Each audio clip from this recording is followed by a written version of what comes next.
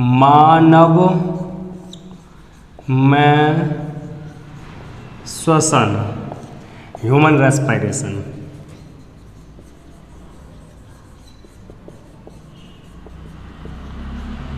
Human respiration, अच्छा human में जो रेस्पिरेशन या मानव में जो श्वसन होता है वो किस अंग द्वारा होता है? लंग्स द्वारा होता है। मानव में श्वसन जो होता है वह किस अंग द्वारा होता है? लंग्स द्वारा होता है। लंग्स द्वारा। भाई मानव में श्वसन लंग्स द्वारा होता है। मानव में श्वसन लंग्स कितने पेयर होता है? तो एक जोड़ी। मानव में जो लंग्स होते हैं वह एक जोड़ी होते हैं। मानव 1 मिनट में कितनी बार श्वसन लेता है? मानव 1 मिनट में 14 से 18 बार सांस लेता है। मानव 1 मिनट में 14 से 18 बार सांस लेता है। मानव की जो श्वसन की क्रिया जो नियंत्रित होती है वह मस्तिष्क के मेडुला ऑब्लिगेटा द्वारा नियंत्रित होती है। मानव में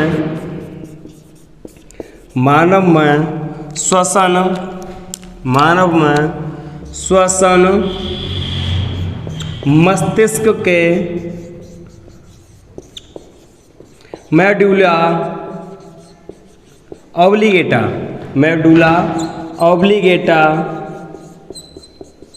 मानव में श्वसन की क्रिया जो नियंत्रित होती है, मानव में श्वसन क्रिया नियंत्रित मस्तिष्क के मेडुला ऑब्लिगेटा द्वारा नियंत्रित होती है।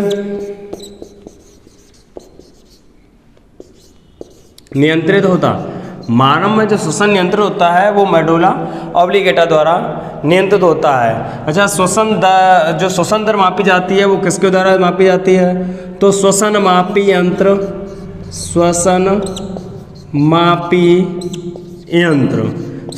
जो यंत्र होता है वो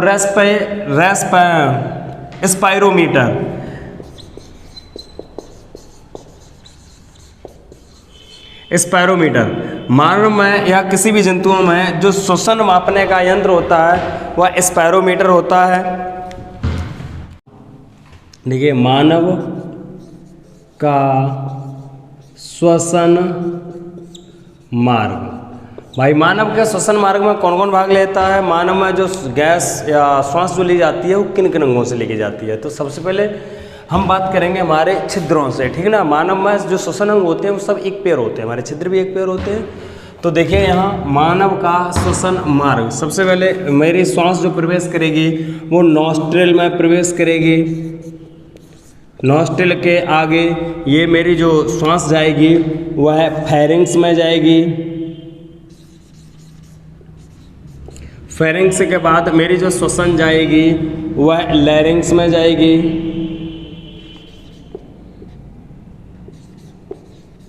लैरिंग्स के बाद जो मेरी श्वसन जाएगी वह है ट्रैकिया में जाएगी।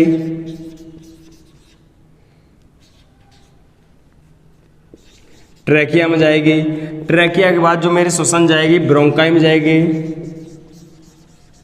ब्रोंकाई के बाद जो श्वसन मेरी या जो वायु जाएगी वह ब्रोंक्यूलस में जाएगी। ब्रोंक्यूलस के बाद जो श्वसन मेरी जाएगी वह है एल्वोलाई में जाएगी। ठीक है ना। एल्वोलाई से जो श्वसन प्रवेश करेगी वह रुधिर में घुल जाएगी, ठीक है ना। एल्वोलाई के बाद जो श्वास जाएगी वह रुधिर में घुल जाएगी। तो भाई परीक्षाओं में कई बार यही पूछा जाता है कि हमारी श्वसन क्रिया में जो गैसों का आदान प्रदान होता है वह किन अंगों में होता है ना। तो वह हमारे श्वास मार्ग या श्वास में लेने वाले भागों में एल्वोलाई में हमारी गैसों का आदान प्रदान होता है। तो यहाँ होगा गैसों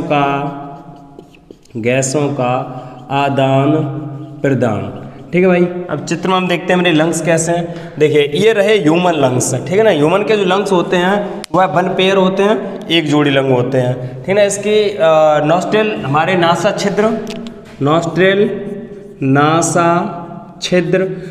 छिद्र में मेरी ऑक्सीजन प्रवेश करेगी, ऑक्सीजन या वायु जो भी है नासा छिद्र में प्रवेश करेगी। उसके बाद ग्रसनी में जाएगी। ग्रसनी के बाद लैरिंग्स अर्थात स्वर यंत्र में जाएगी। स्वर यंत्र के बाद मेरी ट्रैकिया अर्थात श्वास नाल में जाएगी, श्वास पाइप या बिंड पाइप श्वास नाल में जाएगी। श्वास नाल के बाद जो जाएगी वो ब्रोंकाई में जाएगी। ब्रोंकाई मतलब श्वसनी, ब्रोंकाई श्वसनी में जाएगी। श्वसनी बाद श्वसनिकाओं में जाएगी, श्वसनिकाओं में प्रवेश करेगी मेरी वायु। श्वसनिकाओं के बाद एल्वोलाई, एल्वोलाई को हम बोलते हैं कूपिकाएँ। तो परीक्षा में यही पूछा जाता है, एल्वोलाई या कूपिकाएँ।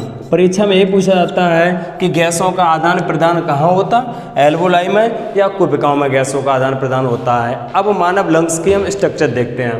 मानव लंग्स मेरा एक पैर पाया जाता है जो नीचे डायफ्राम होता है, इधर उधर ये रिब्स से ढका रहता है। तो नीचे से डायफ्राम, जब हम सांस लेते हैं, लंबी सांस ली तो मेरा ये रिब्स वाला पोर्शन फूला और नीचे से डायफ्राम ऊपर उसने दबाया। जैसे ही दबाता है तो मेरे लंग्स का एरिया बढ़ जाता है, क्षेत्रफल बढ़ जाता है, तो इसमें ऑक्सीजन या वायु प्रवेश कर जाती है, प्रवेश कर जाती है। जैसे ही हम डायफ्राम को नीचे उतारते हैं वैसे ही मेरी रिब्स अंदर दबती हैं। रिब्स अंदर दबती हैं तो मेरा जो लंग्स जो होते हैं उनका एरिया कम हो जाता है और मेरी वायु हमारी बाहर निकल जाती है। तो इससे हम वायु को अंदर लेना इंस्पायरेशन, वायु को बाहर निकालना एक्सपायरेशन कहा जाता है। अच्छा, तो यहाँ पर हमने श्वसन का जो वायु मेरी प्रवेश करती है वो किन भागों से प्रवेश करती है वो हमने आपको सब बता दिया है। नासा छिद्र या नॉस्ट्रिल से, फिर फेरेंक्स या ग्रसनी, लैरिंक्स स्वरेंद्र से होती हुई, श्वासनाल ट्रैकिया में होती हुई, ब्रोंकाई श्वसनी में होती हुई, ब्रोंक्यूलस श्वसनिकाओं में होती हुई, सबसे छोटा भाग इसका होता है कूपिकाएँ। भाई यही गैसों का रुद्र के साथ आदान प्रदान हो जाता है। हमारी कूपिकाओं में ऑक्सीजन दे दी जाती है और कार्बन डाइऑक्साइड ब्लड की हीमोग्लोबिन द्वारा लाई हुई कार्बन डाइऑक्साइड वापस ले जाती है। वापस लेने के बाद फिर उसी मार्ग से आती है गैस और हमारी वायु में छोड़ दी जाती है। तो देखिए ये मेरे चित्र में किस तरीके से हम देखेंगे। तो फिर ये रहा मेरा लैरिंक्स, लैरिंक्स के बाद ये रहा हमारा ट्रैकिया। अच्छा, इनका चित्र मैंने नहीं बनाया यहाँ पर, नॉस्ट्रिल छिद्र और ग्रसनी का नहीं बनाया। लैरिंक्स से आगे चलते हैं। ये जो नॉस्ट्रिल का और जो फेरिंक्स का छिद्र है ये ऊपर का पार्ट है। ये कभी कभी हमने उसमें आहार नाल में पढ़ा दिया होगा, ठीक ना। तो आहार नाल में भाई हमारा माउथ और नोज वहीं पर बना दिए जाते चित्र द्वारा। तो सबसे पहले मेरी जो वायु यहाँ प्रवेश करती है ट्रैकिया, ये रहा मेरा ट्रैकिया स्वरयंत्र, सॉरी ये रहा मेरा लैरिंक्स या स्वरयंत्र। उसके बाद मेरी आएगी ट्रैकिया। ट्रैकिया की शायद ही एक आहार नाल का चलता है जिसे फूड पाइप बोलते हैं। फूड पाइप अर्थात ईसोफेगस। ईसोफेगस और ट्रैकिया दोनों साथ साथ चलते हैं। ईसोफेगस मेरी है वो आहार नाल में चली जाती है और जो मेरी ट्रैकिया ये मेरी लंग्स के लिए आगे बढ़ती है। तो ट्रैकिया का जो फिर कई भागों में, एक ट्रैकिया फिर दो भागों में बढ़ जाती है, तो इन्हें हम बोलेंगे ब्रोंकाई। ब्रोंकाई बोलेंगे, दो भागों में बढ़ जाएगी ब्रोंकाई। ब्रोंकाई फिर छोटे छोटे कई भागों में बढ़ जाते हैं। देखिए भाई, दो भागों में बटी, दो से 4 भागों में बटी। तो इन छोटे छोटे नलियों में जो बटी हुई क्षेत्रों से बोलते हैं ब्रोंक्यूलस। इन्हें बोलेंगे आप ब्रोंक्यूलस। इन्हें बोलेंगे आप ब्रोंक्यूलस, ब्रोंक्यूलस। अच्छा, ब्रोंक्यूलस के बाद फिर और छोटी छोटी नलियाँ जो बट जाती हैं, इनका सरफेस सबसे ज़्यादा होता है। तो जो बहुत ज़्यादा सरफेस में या छोटी छोटी नलियों में बढ़ जाती हैं, इन छोटी छोटी नलियों को ही हम बोलेंगे क्या, एल्वोलाई। इन्हीं को बोलेंगे एल्वोलाई या कूपिकाएँ। तो ये तो रहा मेरा लंग्स। भाई लंग्स में हमने आपको चित्र द्वारा बता दिया, हमारे मानव में, ह्यूमन बॉडी में एक जोड़ी लंग्स होते हैं। ह्यूमन का जो श्वसन होता है वो लंग्स द्वारा होता है। लंग्स में सबसे पहले लैरिंग्स में वायु प्रवेश करेगी, फिर ट्रैकिया में प्रवेश करेगी, ब्रोंकाई में प्रवेश करेगी, ब्रोंक्यूलस के भी कई छोटे छोटे भाग जो होंगे वह एल्वोलाई में बटेंगे। हमने इसका मार्ग अभी थोड़ी देर पहले अभी हाल ही में इसी वीडियो में बता दिया है। तो आगे देखते हैं, ये तो रहा ह्यूमन में श्वसन। अब देखते हैं अन्य जंतुओं में भी श्वसन होता है, उनकी प्रक्रिया क्या रहती है। तो श्वसन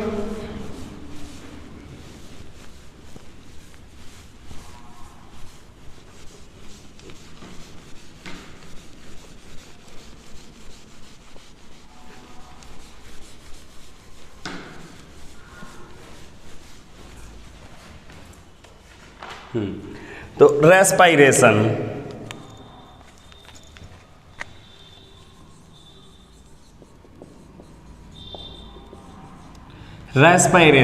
रेस्पिरेशन मतलब श्वसन, ग्लूकोज का ब्रेक डाउन होना, ग्लूकोज का टूटना, उसके तहत मुझे ऊर्जा प्राप्त होना, ये सारी प्रक्रिया हमारी श्वसन के अंतर्गत आती है। मुख्य श्वसन का मतलब है हमारी ऊर्जा को प्राप्त होना, ठीक ना। तो श्वसन भिन्न भिन्न जंतुओं में कई अंगों द्वारा होती है जिनके श्वसन अंग भिन्न भिन्न है। श्वसन अंग कौन कौन से भिन्न भिन्न है तो उन्हें देखते हैं। जैसे नंबर 1 लंग्स, लंग्स या फेफड़े या फुफ्फुस, इन्हीं को बोलेंगे।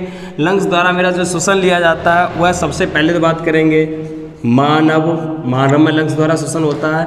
अच्छा, उसके बाद मेढक, हाँ मेढक जब थल पर होता है तो ये लंग्स फेफड़ों द्वारा श्वास लेता है। छिपकली रेप्टाइल वर्ग की छिपकली, और यहाँ पर पक्षी एबीज वर्ग, ठीक ना। ये जो सांस लेंगे ये लंग्स से लेंगे। लंग्स में मानव, मेढक, छिपकली, पक्षी वर्ग मतलब स्तनधारी, और मेढक और छिपकली और पक्षी। हाँ, मेढक तब जब स्थल पर होगा तब लंग्स से सांस लेगा, लेकिन इसका जो लार्वा टेडपोल होता है, ठीक ना, वह गिल्स द्वारा सांस लेता है। तो नंबर 2 हम पहले बात करेंगे बुक लंग्स के, बुक लंग्स।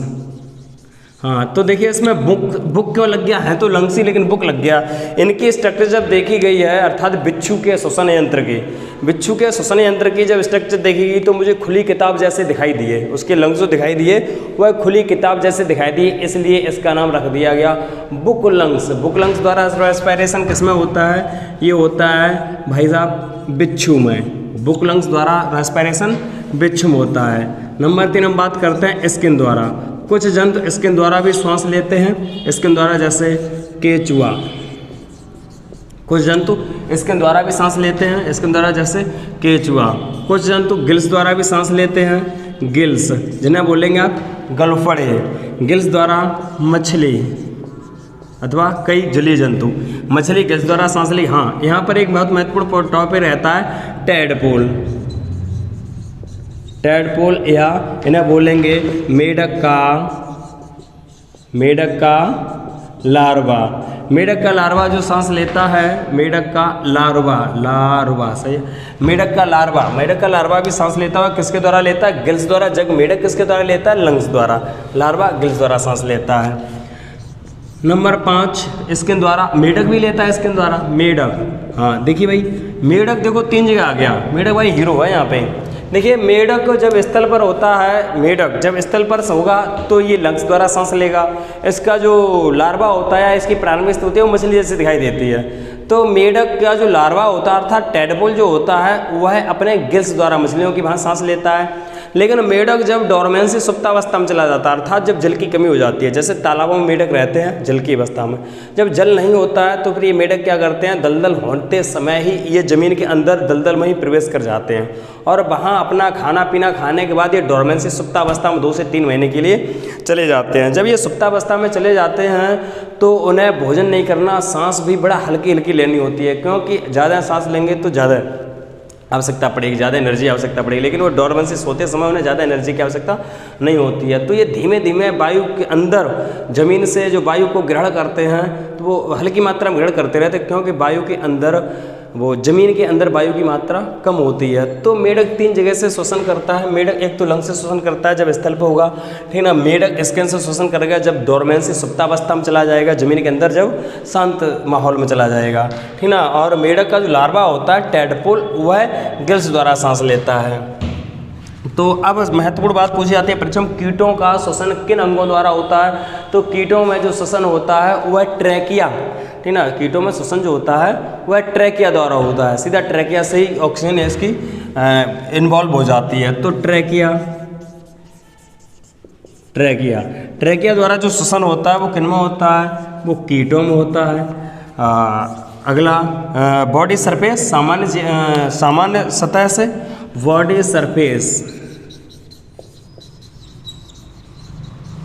बॉडी सरफेस द्वारा कई प्रोटोजोअन्स या अमीबा पैरामीशियम अपनी बॉडी के किसी भी भाग से या पूरी बॉडी सरफेस से ये श्वसन करने लगते हैं। ये तो रहे भिन्न भिन्न जंतुओं के श्वसन अंग। अब हम बात करते हैं श्वसन कितने प्रकार का होता है। जंतुओं में श्वसन जो होता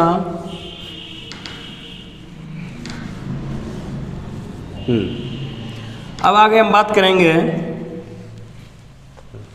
अब आगे देखिए, जो जंतुओं में श्वसन होता है वो कितने प्रकार का होता है। तो जंतुओं में श्वसन 2 प्रकार का होता है, रेस्पायरेशन, एक एरोबिक एक एनएरोबिक, अर्थात ऑक्सी श्वसन और अनाक्सी श्वसन। ऑक्सी श्वसन ऑक्सीजन की उपस्थिति में श्वसन, अनाक्सी श्वसन ऑक्सीजन की अनुपस्थिति में श्वसन। तो यहाँ पर हम लिखेंगे ऑक्सी श्वसन, ऑक्सी श्वसन, और अगला अनाक्सी श्वसन, ऑक्सी श्वसन, अनाक्सी श्वसन। अनाक्सी श्वसन इसे बोलेंगे वायवीय श्वसन, वायवीय श्वसन, और इसे बोलेंगे हम अवायवीय श्वसन, अवायवीय श्वसन। ठीक है भाई, वायवीय श्वसन या ऑक्सीजन क्यों मालूम पड़ता है? ऑक्सीजन श्वसन मतलब ऑक्सीजन की उपस्थिति में, ऑक्सीजन की उपस्थिति अर्थात O2 की प्रेजेंस में, और ये O2 की अब्सेंस में, ये O2 की अब्सेंस में, O2 की अनुपस्थिति में, अनुपस्थिति में ये श्वसन O2 की अनुपस्थिति में होगा, और ये श्वसन O2 की उपस्थिति में होता है, O2 की अनुपस्थिति। अच्छा, अब ऑक्सी श्वसन का अंतिम उत्पाद क्या होता है? इसका अंतिम उत्पाद भाई कार्बन डाइऑक्साइड तो सभी में निकलेगी, लेकिन अंतिम उत्पाद उसे हम अंतिम उत्पाद मान के नहीं चलेंगे। इसमें अंतिम उत्पाद इसका होता है जल। भाई ऑक्सी श्वसन का अंतिम उत्पाद जल, और अनाक्सी श्वसन का अंतिम उत्पाद, अनाक्सी श्वसन का अंतिम उत्पाद होगा यहाँ पर C2H5OH, C2H5OH। हाँ, अनाक्सी श्वसन का अंतिम उत्पाद C2H5, अर्थात इसे क्या बोलेंगे आप? Ethyl alcohol, ethyl alcohol, ethyl alcohol. हाँ भाई, ये अभी हाल ही में यूपी टेट की परीक्षा सन 2021 में अभी हुई है। सन 2021 में ये यूपी टेट परीक्षा हुई थी, इसका पेपर लीक होने की वजह से पेपर निरस्त हो गया था। उसमें यही प्रश्न पूछा गया था भाई, पेपर आधा घंटा चला, आधे घंटे के बाद ये निरस्त कर दिया गया था, छीन लिया गया था हाथों से पेपर देते समय। तो इसमें यही एक प्रश्न पूछा गया था, केवल इतना ही लिखा हुआ था, अनाक्सी श्वसन का अंतिम उत्पाद क्या होता? अनाक्सी श्वसन का अंतिम उत्पाद क्या होता? उसमें विकल्प दिए गए थे, विकल्प में अर्थात विकल्प में लैक्टिक एसिड नहीं दिया गया था।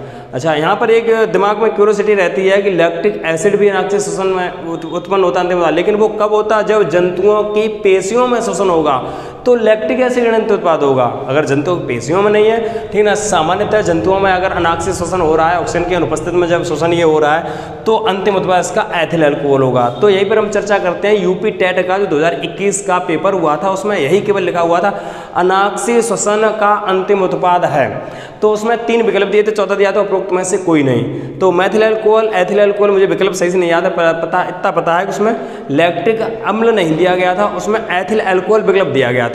तो भाई सही बात भी है भाई, अनाक्सी श्वसन का अंतिम उत्पाद एथिल अल्कोहल होता है, यही विकल्प दिया गया था। हाँ, अगर पूछा जाता जंतुओं की पेशियों में अनाक्सी श्वसन, जंतुओं की पेशियों में अनाक्सी श्वसन में कौन सा अंतिम उत्पाद होता है? तो जंतुओं की अगर पेशियों में अनाक्सी श्वसन होगा तो उसका अंतिम उत्पाद लैक्टिक एसिड होगा। उसकी रिएक्शन अभी हम ड्रॉ करते हैं, ठीक है, उसकी अभी रिएक्शन दिखाते हैं। अब बात करते हैं ऑक्सी श्वसन। ये होता क्या है ऑक्सी श्वसन क्रिया? ऑक्सी श्वसन की क्रिया सामान्यतः सभी जंतुओं में होती है, लेकिन ये माइटोकॉन्ड्रिया में होती है। किन में? ये होती है माइटोकॉन्ड्रिया में। ऑक्सी श्वसन की जो प्रक्रिया संपन्न होती है वह माइटोकॉन्ड्रिया में होती है। जब अनाक्सी श्वसन की प्रक्रिया जो संपन्न होती है ये साइटोप्लाज्म, साइटोप्लाज्म मतलब कोशिका द्रव्य, कोशिका द्रव्य में होती है। इसकी अंतिम उत्पाद, इसका अंतिम उत्पाद जल है, और ये माइटोकॉन्ड्रिया में होती है, जबकि ये साइटोप्लाज्म में होती है। अब देखिए भाई, ऑक्सीजन की उपस्थिति में ग्लूकोज का ब्रेक डाउन होना, ठीक है, ऑक्सीजन की उपस्थिति में ग्लूकोज का टूटना ऑक्सी श्वसन कहलाएगा। तो सबसे पहले हम बात करते हैं ऑक्सी श्वसन की रिएक्शन। रिएक्शन क्या है, क्या अंतिम उत्पाद बनेगा?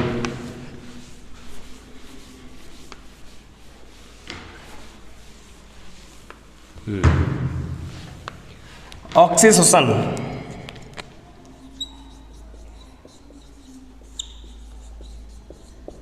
ऑक्सी श्वसन, ऑक्सी श्वसन, ऑक्सीजन की उपस्थिति में ग्लूकोज का ब्रेक डाउन होना। तो glucose C6H12O6 plus O2 is equal to, यहाँ पे बनेगा 6CO2 plus 6 H2O plus 686 kilo calorie ऊर्जा मुक्त होगी। और इसमें ये माइटोकॉन्ड्रिया में होगी अर्थात क्रेब्स साइकिल द्वारा। इसमें कितने एटीपी मुक्त होंगे? इसमें 38 एटीपी मुक्त होते हैं। ऑक्सीशोषण में ऑक्सीजन की उपस्थिति में जब ग्लूकोज का टूटना जब होता है तो 6 अणु कार्बन डाइऑक्साइड निकलेंगे और जल निकलेगा। 686 किलो कैलोरी ऊर्जा उत्पन्न होगी और 38 एटीपी की निकलेंगे। अगर यह शोषण जंतुओं में ऑक्सीजन की अनुपस्थिति में होता है तो अनाक्सीय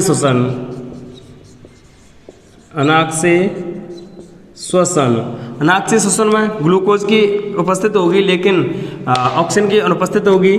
C6H12O6। हाँ भाई, यहाँ पर कोई ग्लूकोज वगैरह होगा नहीं तो ये ब्रेकडाउन किसमें करेगा? ये जो ब्रेकडाउन करेगा ये एथिल अल्कोहल में करेगा। अर्थात यहाँ 2 CO2 2 कार्बन डाइऑक्साइड के अणु निकलेंगे प्लस यहाँ पर 2 C2H5OH। भाई ये रहा आपका क्या? Ethyl alcohol. हाँ, तो परीक्षा में यही पूछा जाता है कि अनाक्सीय श्वसन का अंतिम उत्पाद क्या हो गया? ये हो गया एथिल अल्कोहल। हाँ, इसमें एक बात ये है कि यहाँ पर जो ऊर्जा मुक्त होती है वह 56 किलो कैलोरी अर्थात कम मात्रा में ऊर्जा प्राप्त होती है, 56 किलो कैलोरी। और यहाँ पर एटीपी के जो अणु निकलेंगे वह 2 एटीपी के। भाई साहब, इसमें मात्र एटीपी के अणु 2 ही मुक्त होते हैं अनाक्सीय श्वसन में या ऑक्सीजन की अनुपस्थिति में। जब ये ऑक्सीय श्वसन में ऑक्सीजन की उपस्थिति में माइटोकॉन्ड्रिया द्वारा या क्रेब्स साइकिल द्वारा कितने अणु निकलते हैं? 38 एटीपी के अणु निकलते हैं। अब ये रही ऑक्सीय श्वसन और अनाक्सीय श्वसन। अच्छा, अगली बात करते हैं हम लैक्टिक एसिड कैसे होता है। तो लैक्टिक एसिड देखिए भाई, लैक्टिक एसिड देखिए भाई, जंतुओं की पेशियों में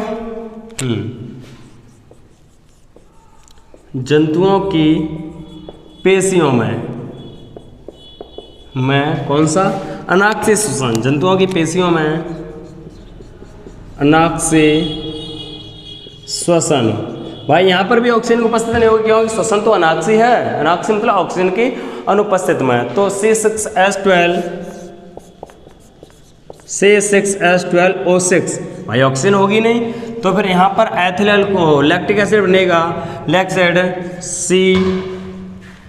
होगा CH3CH3CHOOH प्लस यहाँ पर जो ऊर्जा मुक्त होगी यहाँ पर 21 किलो कैलोरी ऊर्जा मुक्त होगी। अनाक्सीय श्वसन 21 किलो कैलोरी ऊर्जा प्राप्त होगी प्लस 2 एटीपी के अणु मुक्त होंगे। 2 एटीपी के अणु मुक्त होंगे। तो ये रहा आपका क्या? लैक्टिक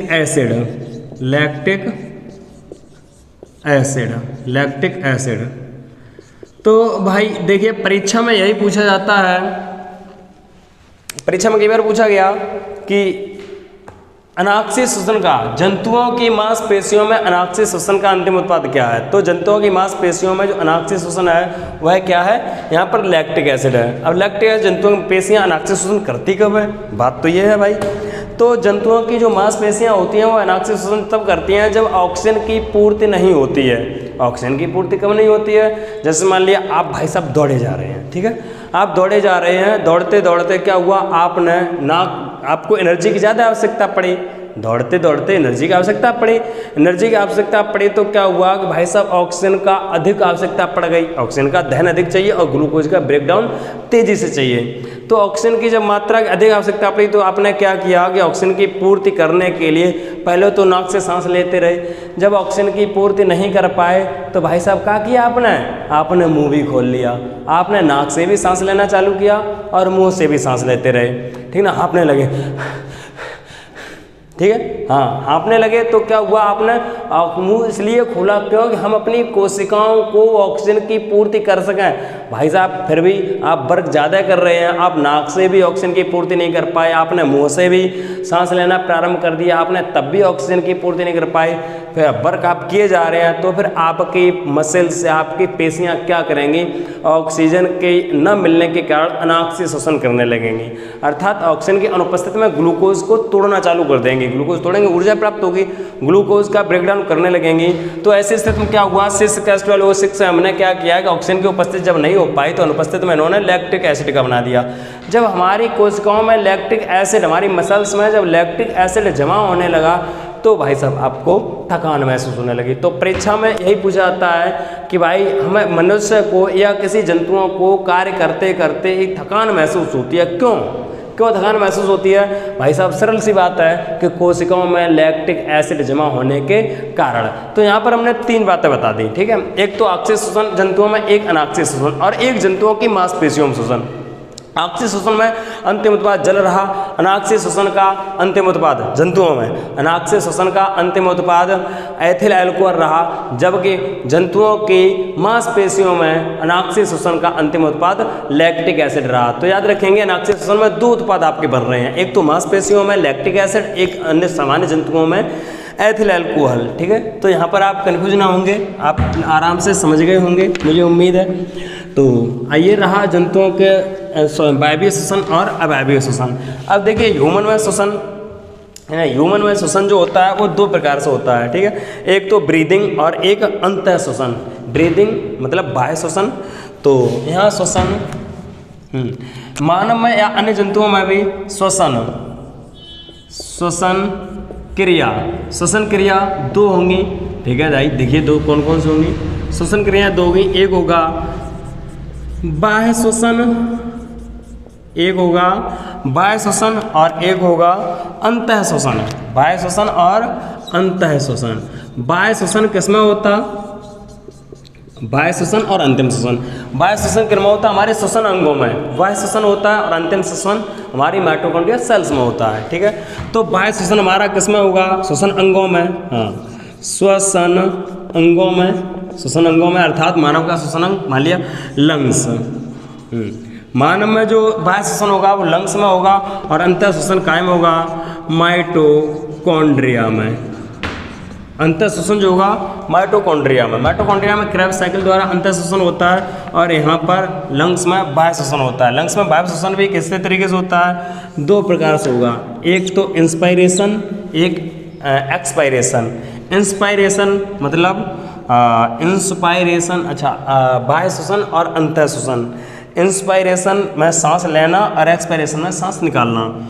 इंस्पायरेशन, अच्छा इसकी हिंदी उच्छ्वास ऐसी कुछ होती है, चलो पता नहीं है, ठीक ना। इंस्पायरेशन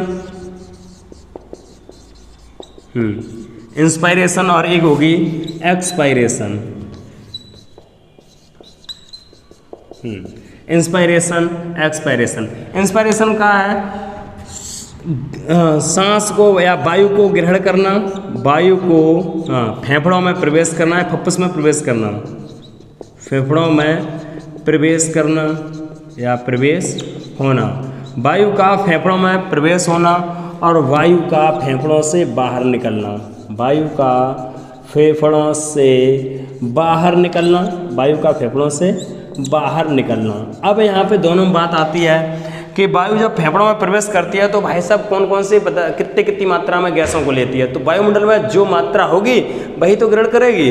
तो वायुमंडल में नाइट्रोजन, इंस्पायरेशन में नाइट्रोजन कितनी जाती है, नाइट्रोजन 78% भाई तुम्हारे वायुमंडल में होती है, उतनी जाएगी, ठीक है ना। यहाँ ऑक्सीजन O2 कितनी जाती है, और O2 तुम्हारे वायुमंडल में होती है 21% जाएगी। अच्छा यहाँ पर अब आई CO2 कितने परसेंट जाती है, आपके वायुमंडल में 0.3% है, तो 0.3% जाएगी। तो इंस्पायरेशन में मैंने 3 गैसों को लिया, नाइट्रोजन को 78%, ऑक्सीजन को मैंने 21% और हमने कार्बन डाइऑक्साइड को कितना, हमने कार्बन डाइऑक्साइड को 0.03% जितनी वायुमंडल में विद्यमान है उतनी हमने गैस ले ली। अब निकलेगी तो भाई इतनी तो नहीं निकलेगी, क्योंकि सारा खेल ऑक्सीजन का ही है। तो देखेंगे यहाँ पर भाई नाइट्रोजन का मेरी श्वसन क्रिया में कोई भागीदारी नहीं है, जैसे ही जाती है तैसी लौट आती है। अर्थात नाइट्रोजन मैंने 78 ली थी तो कितनी निकालेंगे आप भाई साहब, 78% पूरी निकाल देंगे, ठीक है। लेकिन ऑक्सीजन जितनी ली थी, क्योंकि सारा खेल तो ऑक्सीजन का ही है, ऑक्सीजन आपने 21% ली थी, लेकिन आप निकालेंगे 21% नहीं, आप निकालेंगे कितनी ऑक्सीजन निकली हुई आपकी रहेगी मात्र 17%, 4% जो थी तुम्हारी यूज हो गई, यूज होके काहे में बदल गई, कार्बन डाइऑक्साइड में बदल गई। ठीक है, तो यहाँ पर अब आप CO2 कितनी निकालेंगे भाई साहब, आपने 0.03% ली थी और आपने औसतन लगभग 4% आपने कार्बन डाइऑक्साइड निकाल ली। ये रहा आपका कार्बन डाइऑक्साइड और ऑक्सीजन का रेशियो, कितनी आपने ली, कितनी आपने निकाल ली। अब यहाँ पर बात आती है कि मनुष्य अपनी या हम अपनी काफ़ी समय तक सांस को बिना रोके रह सकते हैं, सांस को काफ़ी देर तक रह सकते हैं। हमने सांस लंबी से खींच ली, ठीक है, हम कम से कम 2, 3, 4 मिनट तक रह सकते हैं, क्योंकि मैं बाबा रामदेव का योगा नहीं करता। ठीक है, बाबा रामदेव से अगर कह दिया तो पता नहीं वो घंटों 2 घंटे कितनी देर रोक सकते हैं, फिलहाल पता नहीं है, लेकिन हाँ योगा करने वाले सांस रोकने की क्षमता उनकी ज़्यादा होती है, तो योगा करिए भाई। सांस लेने की क्षमता, सांस रोकने की क्षमता ज़्यादा होती है, लेकिन वो होती क्यों है, क्योंकि हमारी जो ह्यूमन बॉडी या लंग्स में जो इनर्ट रहती है, हाँ लंग्स में जो इनर्ट जो गैस रहती है, ठीक ना, हाँ लंग्स में पूरी, ये लंग्स का इनर्ट गैस की वजह से हम काफ़ी देर तक सांस रोके रह सकते हैं। भाई पूरी गैस मेरी लंग्स से कभी खाली नहीं होती, हमारे लंग्स चिपक जाएंगे, दोबारा फिर खुलेंगे नहीं, ठीक ना, तो हमारे लंग्स चिपक जाएंगे, इसलिए हमारे लंग्स खाली नहीं होते हैं। हमारे लंग्स में कुल वायु का 30% ऑक्सीजन मेरी इनर्ट रहती है, मतलब ऑक्सीजन क्यों, पूरी गैस हमारी 30% गैस इसमें इनर्ट रहती है। जैसे मैंने गैस ली, ठीक है, जो इनर्ट थी वो उसी में शामिल हो गई, हमने जब निकाली तो वह निकल आई, ठीक है, लेकिन जो हमने ली थी उसमें से 30% रहेगी। फिर मैंने जो अंदर और वायु ली वह जो 30% है उसमें फिर शामिल हो गई, फिर मैंने निकाली तो जो मेरी शामिल कुल हुई थी उसकी 30% फिर रहेगी। अर्थात हमारे लंग्स में 30% वायु हमेशा इनर्ट बनी रहती है, इसलिए हम काफ़ी देर तक अगर सांस रोके रह सकते हैं, क्योंकि मेरे लंग्स में इनर्ट गैस है। लेकिन ये पक्षियों में नहीं होता, पक्षी अपनी सांस को थोड़ी देर भी रोक नहीं सकते। वो क्यों नहीं रोक सकते, क्योंकि उड़ते हैं, उन्हें अधिक ऊर्जा की आवश्यकता होती है, तो वह अपनी सांस को रोकने, उनके लंग्स में ऑक्सीजन इनर्ट नहीं रहती है। ठीक है, ये तो रहा तुम्हारा ऑक्सीजन वायवीय श्वसन, अवायवीय श्वसन, इंस्पायरेशन, एक्सपायरेशन और ऑक्सीशन, अनॉक्सीशन, ऑक्सीजन इतना, हाँ फिलहाल, और मैंने सभी इसके पार्ट भी बता दिए थे आपको। ठीक भाई, उम्मीद है